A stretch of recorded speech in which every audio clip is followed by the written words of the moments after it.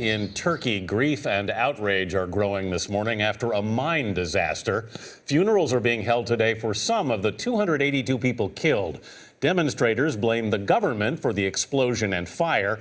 These photos appear to show an aide to the prime minister kicking a protester in Soma. Holly Williams is in Soma, where the search for survivors is on hold. Holly, good morning.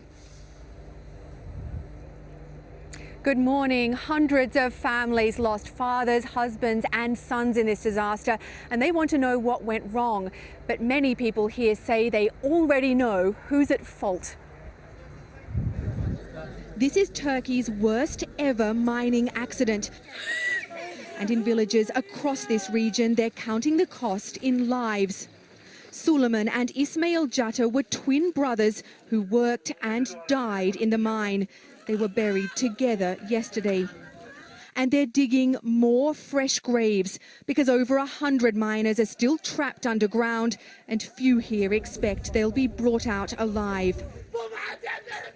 But Turkey's grief is already erupting into anger, and its target is the country's government, which some here say is too close to the mining companies and too lax when it comes to safety standards. The Turkish Prime Minister Tayyip Erdogan visited the mine yesterday and was later heckled by an irate crowd who called him a murderer and a thief, forcing him to seek refuge in a supermarket. In two of the country's biggest cities, Istanbul and Ankara, thousands of protesters took to the streets and clashed with the police. But outside the mine today, there were no angry displays. Family members still waiting for news seem worn down by their anguish. Sevim Goshgun told us she's been here for 3 days because her son Ismail is inside the mine. I haven't slept since the accident, she said.